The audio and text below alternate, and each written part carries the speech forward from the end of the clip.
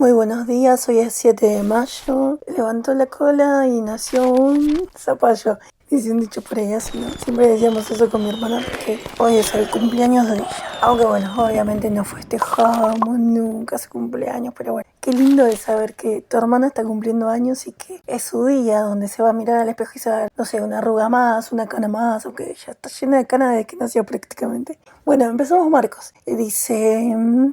Las buenas noticias según Marcos. El comienzo de las buenas noticias acerca de Jesucristo, el Hijo de Dios, pasó tal como está escrito en el libro del profeta Isaías. Mira, voy a enviar a mi mensajero delante de ti y él te preparará el camino. La voz de alguien grita en el desierto. ¡Preparen el camino de Jehová! Hagan que los caminos de él queden rectos. Juan el Bautista estaba en el desierto predicando el bautismo en señal de arrepentimiento para el perdón de los pecados. Así que todos los del territorio de Judea y todos los habitantes de Jerusalén iban a verlo. Él los bautizaba en el río Jordán y ellos confesaban sus pecados públicamente. Juan vestía una prenda de pelo de camello con un cinturón de cuero a la cintura y comía langostas y miel silvestre. Y predicaba este mensaje. Después de mí viene alguien más poderoso que yo, y yo ni siquiera merezco agacharme a desatarle las correas de las sandalias. Yo lo bauticé con agua, pero él los bautizará con Espíritu Santo. En aquellos días Jesús vino de Nazaret de Galilea y Juan lo bautizó en el Jordán. En cuanto salió del agua vio que los cielos se abrían y que el Espíritu bajaba sobre él como una paloma. Y de los cielos salió una voz que dijo: Tú eres mi Hijo amado, tú tienes mi aprobación. Enseguida el Espíritu lo impulsó a ir al desierto. Pasó 40 días en el desierto y fue tentado por Satanás. Estaba rodeado de animales salvajes, pero los ángeles lo atendían. Ahora bien, después de que arrestaron a Juan, Jesús fue a Galilea a predicar las buenas noticias de Dios. Decía: el tiempo fijado se ha cumplido y el reino de Dios se ha acercado. Arrepiéntanse y tengan fe en las buenas noticias. Mientras caminaba por la orilla del mar de Galilea, vio a Simón y a su hermano Andrés echando sus redes al mar, pues eran pescadores. Jesús les dijo: síganme y yo los haré pescadores de hombres. Enseguida ellos dejaron las redes y lo siguieron. Yendo un poco más adelante vio a Santiago, hijo de Zebedeo, y a su hermano Juan, que estaban en su barca reparando las redes, y al instante los llamó. Así que ellos dejaron a sus padres Zebedeo en la barca con sus trabajadores y los siguieron, y entraron en Capernaum. En cuanto comenzó el sábado, él entró en la sinagoga y se puso a enseñar. La gente quedó impactada con su manera de enseñar porque les enseñaba como alguien con autoridad y no como los escribas. Justo en ese momento estaba en la sinagoga de ellos un hombre poseído por un espíritu maligno que gritó: ¿Qué tenemos que ver contigo, Jesús el Nazareno? Viniste a destruirnos. Sé perfectamente quién eres, el Santo de Dios. Pero Jesús reprendió al demonio y le dijo: cállate y sal de él. El espíritu maligno, después de provocarle convulsiones al hombre y de gritar con toda su fuerza, salió de él. Todos quedaron tan asombrados que empezaron a debatir el asunto entre ellos. Decían: ¿pero qué es esto? ¿Una nueva forma de enseñar? Hasta los espíritus malignos les da órdenes con autoridad y estos lo obedecen. De modo que la fama de Jesús enseguida se extendió en todas direcciones por la región de Galilea. Luego salieron de la sinagoga y junto con Santiago y Juan fueron a la casa de Simón y Andrés. Y resulta que la suegra de Simón estaba en cama con fiebre, y enseguida se lo dijeron a Jesús. Él se acercó a ella y tomándola de la mano la levantó. La fiebre se le fue y ella se puso a atenderlo. Después de caer la tarde, cuando se había puesto el sol, la gente empezó a traerle a todos los enfermos y endemoniados. Toda la ciudad estaba reunida frente a la puerta de la casa. Así que curó a muchas personas que tenían diferentes enfermedades y expulsó muchos demonios. Pero no dejaba hablar a los demonios porque ellos sabían que él era Cristo. Temprano por la mañana,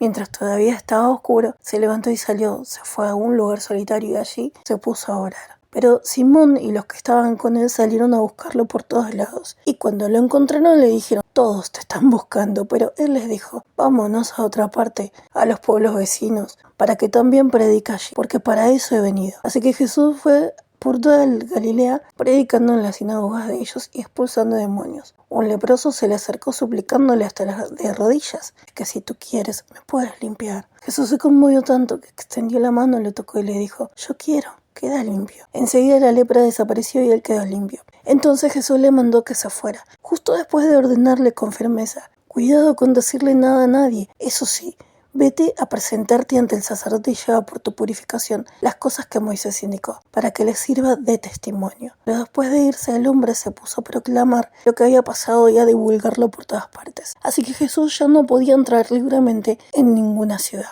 se quedaba a las afueras, en lugares retirados, y aún así la gente seguía viniendo de todos lados a verlo. Marcos capítulo 2. Pero algunos días tarde Jesús volvió a entrar en Capernaum y corrió la voz de que estaba en casa. Así que muchos se juntaron allí, tantos que no cabían ni uno más, ni siquiera a la entrada, y él se puso a predicarles el mensaje. Entonces le trajeron a un paralítico, al que cargaban entre 4 hombres, pero como había allí una multitud no pudieron entrar con él hasta donde estaba Jesús. Así que quitaron parte del techo justo encima de él, hicieron una abertura y bajaron la camilla en la que estaba acostado el paralítico. Cuando Jesús vio la fe que tenían, les dijo al paralítico: Hijo, tus pecados quedan perdonados. Ahora bien, estaban sentados allí algunos escribas que razonaban en su corazón: ¿por qué habla así este hombre? Está blasfemando. ¿Quién puede perdonar pecados aparte de Dios? Jesús, que enseguida se dio cuenta de que estaban razonando de ese modo entre ellos, le dijo: ¿por qué están razonando eso en su corazón? ¿Qué es más fácil? ¿Decirles al paralítico tus pecados quedan perdonados o decirle levántate, recoge tu camilla y anda? Pero para que vean que el Hijo del Hombre tiene autoridad para perdonar pecados en la tierra, entonces,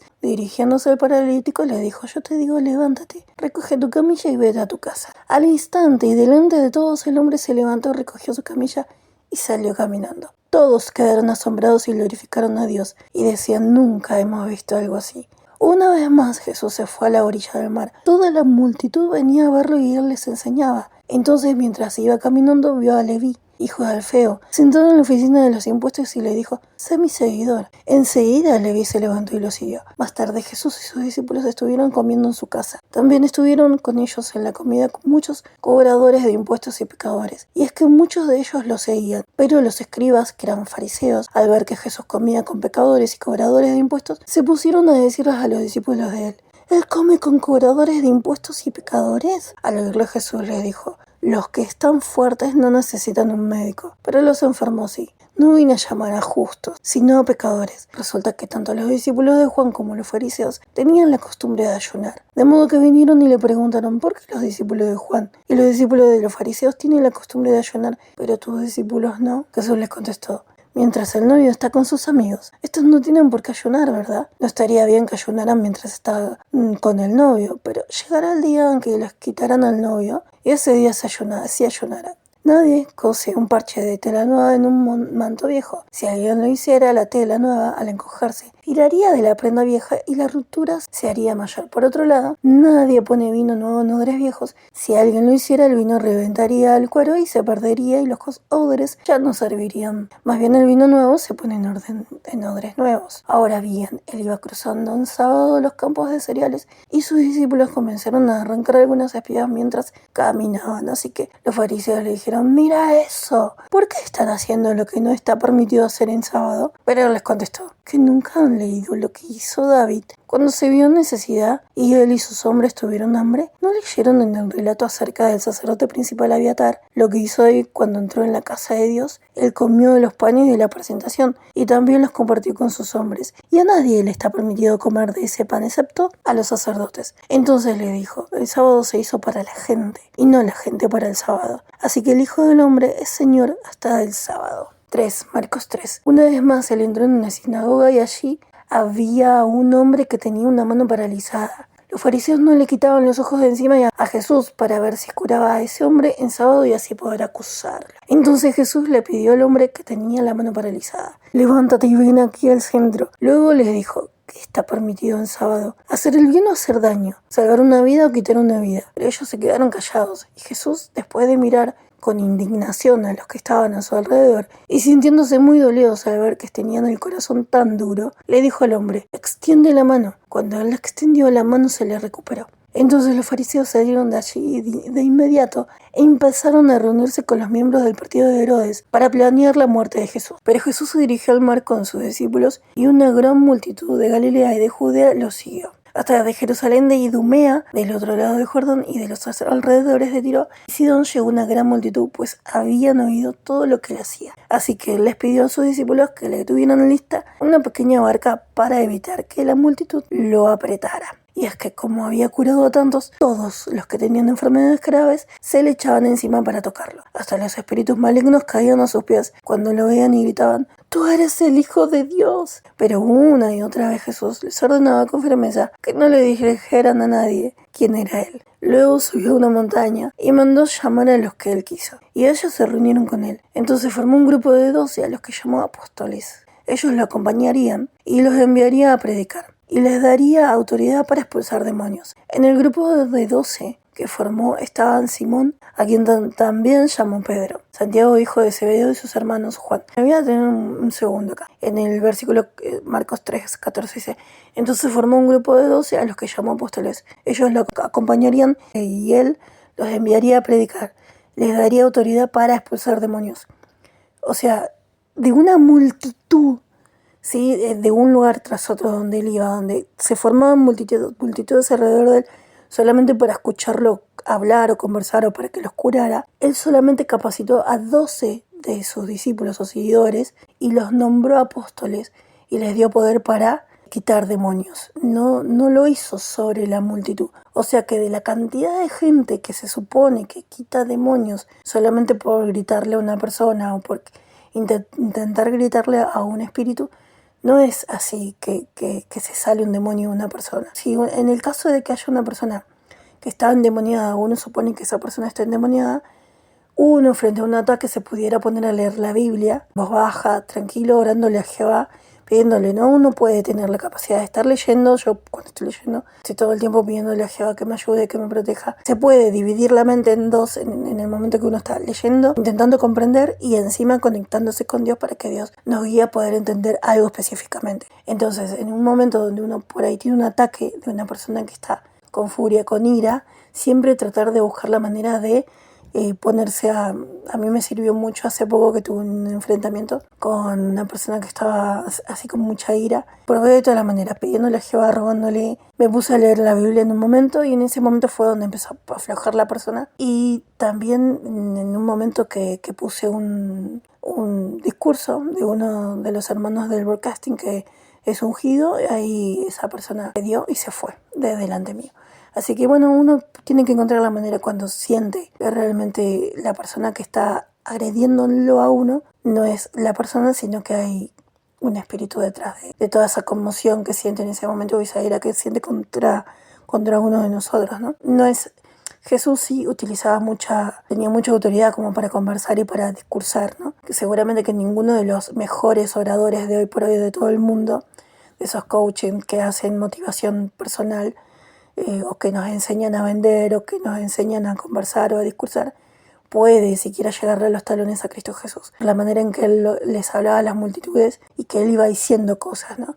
Iba enseñándonos acerca de Dios, acerca de su reino, acerca de cómo nosotros tenemos que ser y acerca de la relación que tenemos que hacer con Dios. Pero, o sea, en todo eso, Él hablaba con furia o con mucha autoridad contra las personas que jugaban con la buena fe de las personas que a Él lo seguían. A Él le fastidiaba y lo irritaba demasiado el tema de la gente que se quiere aprovechar de otras personas o que utilizan la fe de las personas para tener una ganancia personal o para ser seguidores, podemos decir. Así que, pero no a toda la gente él le hablaba con tanta autoridad o retándolos, pero sí a las personas que hacían las cosas mal, Jesús los terminaba por irritar. Entonces, cuando hay una irritación de parte de una persona contra nosotros, fijémonos que por ahí esa persona realmente no es que está enojado con nosotros, sino con el Espíritu Santo que nosotros se supone que tenemos, o con los frutos del Espíritu que nosotros llevamos, de amor, gozo, alegría, fe, apacibilidad, autodominio,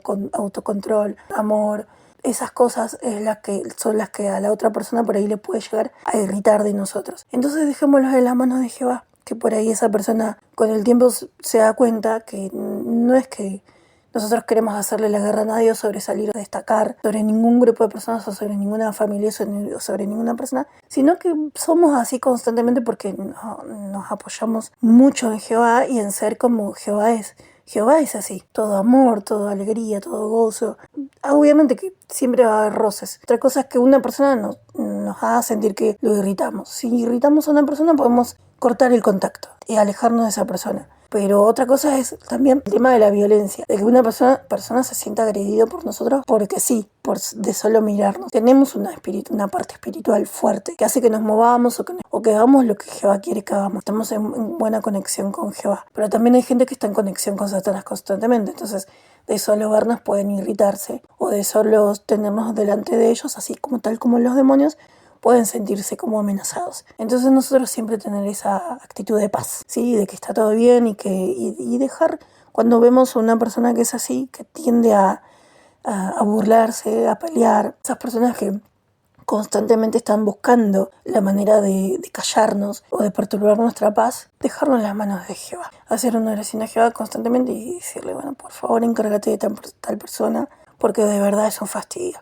Por ejemplo, ayer a la hora que yo estaba haciendo la lectura bíblica y vino un hombre a vender bolsas de papa, qué sé yo, que y se puso en la esquina de donde yo vivo y estuvo, mientras yo estuve editando 2 horas más o menos el audio, él estuvo ahí con un parlante constantemente y yo tuve que cortar algunas partes y volverlas a decir, ¿no? O sea, volver a hacer el audio en algunas partes. Porque constantemente se escuchaba que en realidad si una persona quiere vender papas, hay una verdulería en la esquina. Una persona quiere vender papas no va a ir, no va a estar en un momento, en un lugar 2 horas haciendo ruido, ¿no? O sea, con un parlante, sino que va a caminarse. Por lo general los carros así van caminándose por todas partes, no se quedan clavados en un lugar y menos en la esquina donde justo hay una verdulería. O sea que es una manera que ellos tienen de por ahí querer patotearte o mostrar que ellos son los dueños del barrio, no sé, como también la gente que por ahí,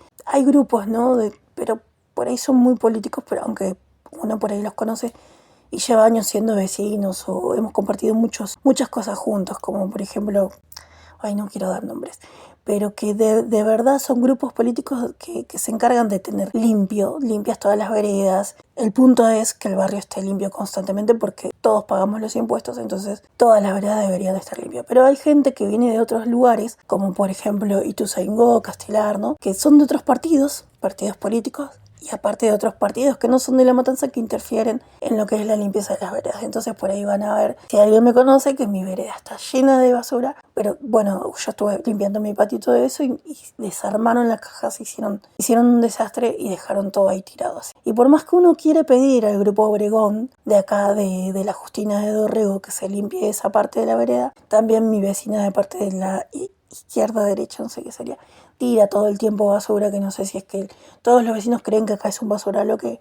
pero la cosa es que nunca se termina de limpiar la vereda. Por más que esto le llegue a Fernando Espinosa o le llegue a quien sea, parece que no somos de La Matanza, somos de Morón. Desde el partido que interviene esta persona que no sé si me tiene bronca o no me puede superar o que constantemente está en agresión contra mí, que es Pablo Dígena y Carla, su cómplice. Así que bueno, ahí estamos en la lucha. Entonces veamos si podemos identificarnos entre personas que queremos hacer la voluntad de Jehová bien y personas que se creen a sí mismos dioses y se empoderan sobre todo una zona, ¿no? Que más allá de ser Morón, Castelar o Ramos Mejía, La Matanza o González Catán, ellos mandan donde se les da la gana, así que ellos no respetan límites, ni tampoco menos límites en cuanto a lo que sería países, porque también hay una cosa de límites geográficos que por ahí, como uno de chico por ahí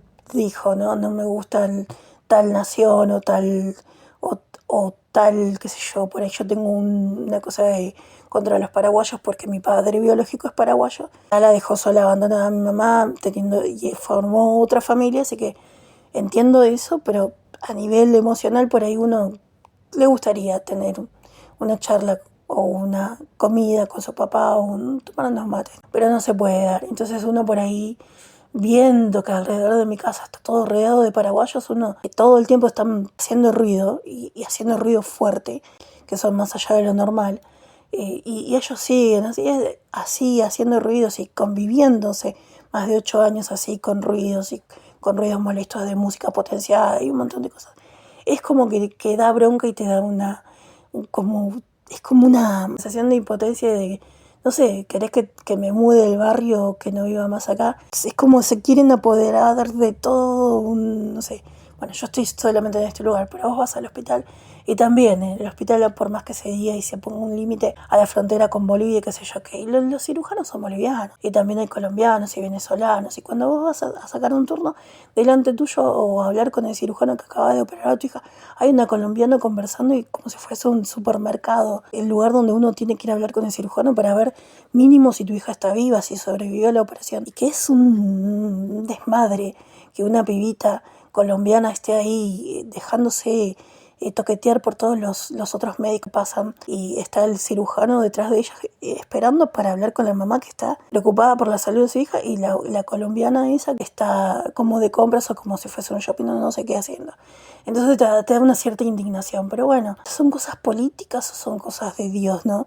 Entonces uno tiene que diferenciar y seguir para adelante confiando en que Jehová va a ir acomodando todas esas cosas. Ahora sí, seguimos con el 16. Dice el 16. En el grupo de 12 que formó estaban Simón, a quien también llamó Pedro, Santiago, hijo de Zebedeo, y su hermano Juan, a quienes también llamó Boanerges, que significan hijos del trueno. ¡Ay, qué bueno que está!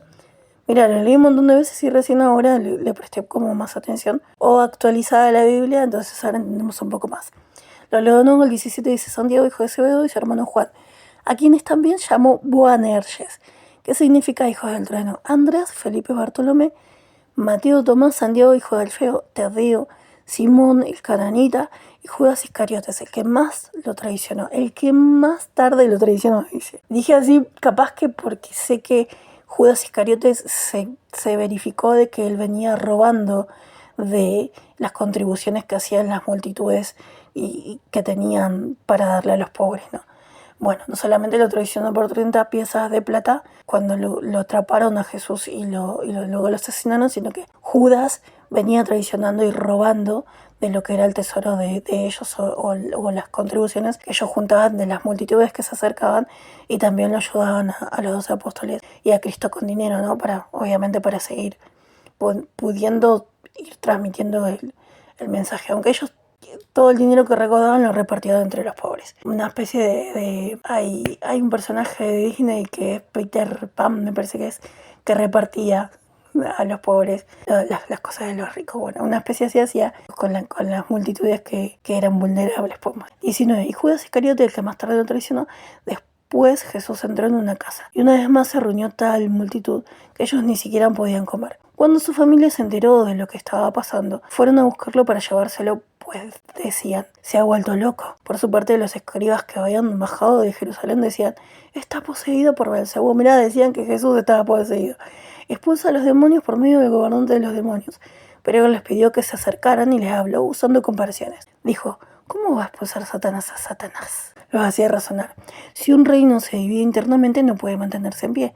Y si una familia se divide internamente, no podrá mantenerse en pie. De la misma manera, si Satanás lucha contra sí mismo y se divide, no puede mantenerse en pie y llegar a su fin. De hecho, si alguien se mete en la casa de un hombre fuerte para robarle sus cosas, primero tiene que atar al hombre. Solo entonces le podrá saquear la casa. Les aseguro que a los hombres se les perdonarán todas las cosas, sin importar qué pecados cometan ni qué blasfemias digan. Pero quien blasfeme contra el Espíritu Santo jamás será perdonado. Será culpable de pecado eterno. Esto lo dijo porque ellos decían, está poseído por un espíritu maligno. Entonces llegaron la madre y los hermanos de Jesús, pero se quedaron afuera y mandaron a alguien a llamarlo. Había mucha gente sentada alrededor de él y le dijeron, mira, tu madre y tus hermanos están afuera y preguntan por ti. Pero él les respondió, ¿quiénes son mi madre y mis hermanos? Y mirando a los que estaban sentados a su alrededor, dijo, estos son mi madre y mis hermanos. Todo el que hace la voluntad de Dios es mi hermano y mi hermana y mi madre. 4. Marcos 4. De nuevo Jesús se puso a enseñar a la orilla del mar. Como se reunía una multitud muy grande alrededor de él, se subió a una barca, se sentó en ella y se alejó un poco. Pero toda la multitud se quedó junto al mar en la orilla. Y él empezó a enseñarles muchas cosas usando comparaciones. Al enseñarles les decía, escuchen, resulta que el sembrador salió a sembrar, y al ir sembrando algunas semillas cayeron junto al camino, y vinieron las aves y se las comieron. Otras cayeron en terreno rocoso donde había poca tierra, y brotaron enseguida porque la tierra no tenía profundidad. Pero cuando salió el sol, las plantas se quemaron y como no tenían raíces profundas se marchitaron. Otras semillas cayeron entre espinos, y los espinos crecieron y las ahogaron, así que éstas no dieron fruto. pero otras cayeron en la tierra buena, y las plantas salieron y crecieron y empezaron a dar fruto. Una daban 30 veces más de lo que se había sembrado, otras 60 y otras 100. Entonces añadió, el que tenga oídos para escuchar, que escuche con atención. Ahora bien, cuando él estaba solo, los que estaban a su alrededor, junto con los 12, comenzaron a preguntarle sobre las comparaciones. Él les respondió, a ustedes se les concede entender el secreto sagrado del reino de Dios, pero a los de afuera todos se les presentan comparaciones, para que, aunque miren, de todos modos, no vean y aunque oigan, de todos modos no comprendan. Así ellos nunca regresarán a Dios y no serán perdonados. Además les digo, si ustedes no entienden esta comparación, ¿cómo van a entender todas las demás comparaciones? El sembrador siembra la palabra. Pues bien, están las semillas que caen junto al camino donde se siembra la palabra. Estos son los que oyen las palabras, pero enseguida viene Satanás y les quita las palabras que se sembró en ellos. También están las que se siembran en terreno rocoso. Estas son las que, en cuanto oyen la palabra, la aceptan con alegría, pero no tienen raíces profundas en su interior. Entonces, aunque siguen adelante por un tiempo, en cuanto surgen dificultades o persecución por causa de las palabras, tropiezan. Además están los que siembran entre los espinos. Estos son los que oyen la palabra, pero las preocupaciones de este sistema, el poder engañoso de las riquezas y los deseos de todas las otras cosas se meten y ahogan la palabra, por eso la palabra no da frutos. Por último están los que se siembran en la tierra buena. Estos son los que escuchan las palabras, las aceptan con gusto y dan fruto. Unos producen 30 veces más, otros 60 y otros 100. Y también les dijo, no se saca una lámpara para luego taparla con una canasta o ponerla debajo de la cama, ¿verdad? ¿Acaso no se saca para ponerla en un candelabro? Porque no hay nada escondido que no vaya a sacarse a la luz, ni nada cuidadosamente ocultado que no vaya a hacerse público. Todo el que tenga oídos para escuchar, que escuche con atención. Luego le dijo, presten atención a lo que están oyendo. La misma medida que ustedes usen será la que se use con ustedes, y se les dará todavía más, porque al que tiene se le dará más, pero al que no tiene se le quitará hasta lo que tiene. Siguió diciendo, el reino de Dios es como cuando un hombre echa semillas en la tierra. Él duerme de noche y se levanta de día. Mientras tanto las semillas brotan y las plantas se hacen grandes, aunque él no sabe exactamente cómo. Por sí sola la tierra va dando fruto. Primero el tallo, luego la espiga y por último el grano maduro de la espiga. En cuanto el grano está maduro, él pasa a la hoz porque ha llegado el tiempo de la cosecha. Y añadió, ¿a qué podríamos comparar el reino de Dios o qué comparación podríamos poner para explicarlo? Es como un grano de mostaza que cuando se siembra en el terreno es la más pequeña de todas las semillas de la tierra. Pero una vez sembrado crece y se hace más grande que todas las demás plantas del huerto. Y le salen ramas tan grandes que las aves del cielo pueden refugiarse a su sombra. Usaba muchas comparaciones de este tipo cuando les predicaba el mensaje, teniendo en cuenta lo que ellos eran capaces de entender. De hecho, nunca les hablaba sin utilizar alguna comparación, pero a sus discípulos les explicaba todo en privado. Y aquel día, al anochecer, le dijo a sus discípulos, crucemos a la otra orilla. De modo que después de despedir a la gente, ellos lo llevaban en la barca así como él estaba, y había otras barcas que lo acompañaban. Pero de pronto se levantó una fuerte tempestad de viento. Las olas golpeaban tanto la barca que ya estaba a punto de llenarse de agua. Pero Jesús iba durmiendo en la popa, apoyado en la almohada. Así que lo despertaron y le dijeron, Maestro, nos vamos a morir. ¿Qué no te importa? Entonces él se levantó, reprendió al viento y le dijo al mar, silencio, cállate. El viento se calmó y todo quedó completamente tranquilo. Luego les dijo, ¿por qué están tan asustados? ¿Es que todavía no tienen fe? Ellos sintieron un temor enorme y se decían unos a otros, ¿quién es este hombre en realidad? Hasta el viento y el mar lo obedecen. Ahí terminamos la lectura del día de hoy. Que tengamos un hermoso día, si Dios quiere. Que si no tenemos una bendición así que nosotros podamos ver, entonces hagámonos un autoexamen a ver qué estamos haciendo mal. O para decirle, Jehová, me estoy portando bien. O sea, estoy intentando hacer todo lo que vos querés. Ayúdame por favor y bendecime o mostrame que realmente me querés cerca tuyo. Y esforcémonos y hagamos todo lo que tenemos que hacer. Ya sabemos, por ahí leer la Biblia más, ¿sí? En caso de lo que estábamos hablando hace un rato en el medio de la lectura, si nosotros mismos por ahí decimos, ¿será que tengo alguna cosa que, no sé, tenga alguna influencia demoníaca o algo? Revisar qué cosas tenemos que nos hayan regalado últimamente y que por ahí eso también esté haciendo que nosotros nos sintamos débiles espiritualmente. o si nos falta algo que no sea básico, ¿no? O sea, por ejemplo, un trabajo, porque no tenemos, por pedirle a Dios que nos ayude a encontrar un trabajo a nuestra medida, que nosotros lo podamos hacer para poder tener el sustento diario sin que estar dependiendo, no sé, de alguna persona que por ahí lo está haciendo, que nos está dando lo necesario, pero de mala gana.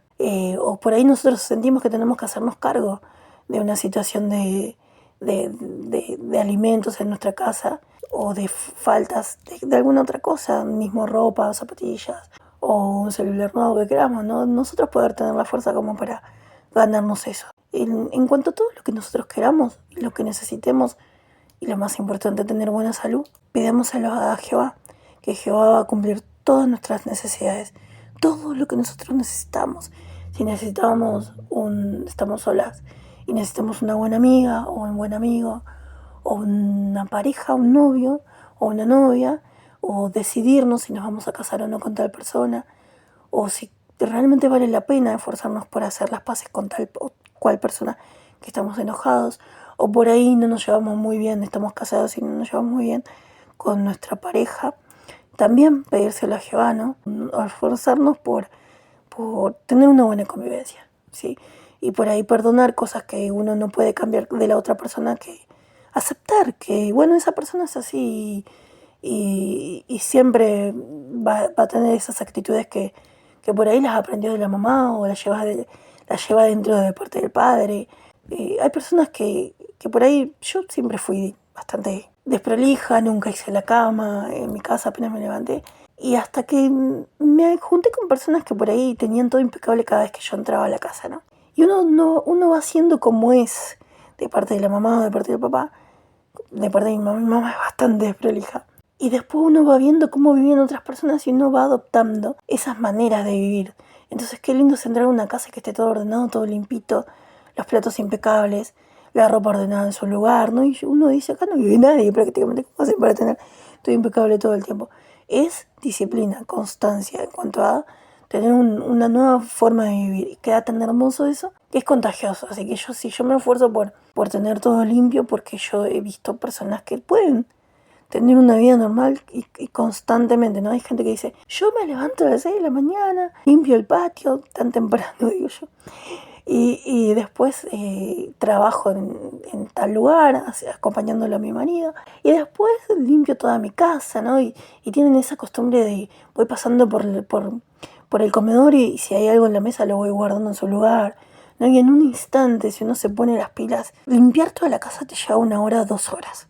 Y después estás libre para hacer lo que tengas ganas. No sé, leer más la Biblia, buscar información sobre algo en YouTube, o ir a predicar o hacer algún estudio, dedicarle ese tiempo a alguna amiga o a alguna hermana que necesita saber cómo está, o para orar a Jehová, ¿no? Tranquilos desde un lugar limpio y ordenado, para que nuestras oraciones tengan esa fuerza, ¿no? Tengo todo en orden, Jehová, por favor bendecime, ¿no?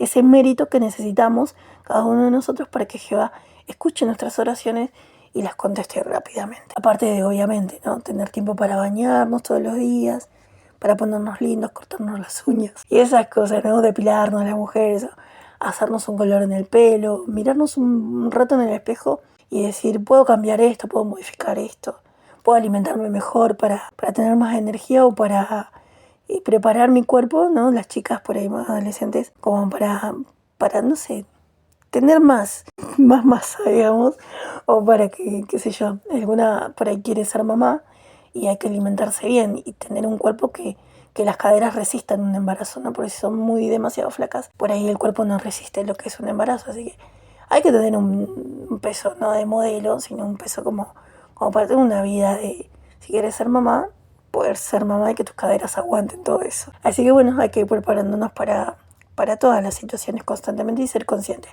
Aparte de no solamente estudiar la Biblia, sino siempre hay algunas informaciones de medicina actuales o de cosas que nosotros podemos ir averiguando de terapias alternativas. Así que bueno, hay un montón de cosas para hacer por ahí adelante si una quiere. O estar con la familia simplemente y tomar un mate juntos o hacer una comida juntos también, ¿sí? O disfrutar de dibujar con los hijos, con los nietos o con los sobrinos. estar con otras personas también, que no siempre necesariamente tienen que ser de la misma edad que nosotros para que nosotros le encontremos el sentido de la vida. O de por ahí también animarnos a conversar con los vecinos un rato para ver, ¿no?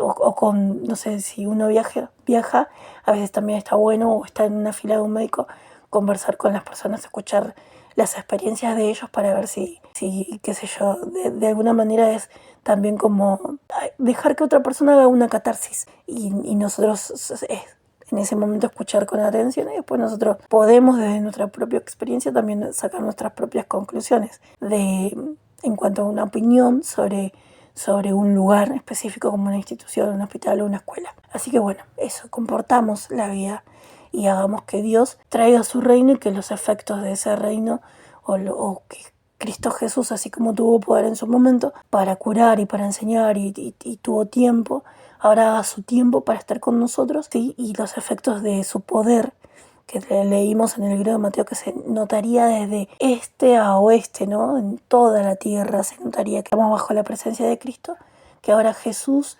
haga todo lo necesario para ir curándonos y para que nosotros podamos estar cada día mejor y no cada día peor, ¿sí?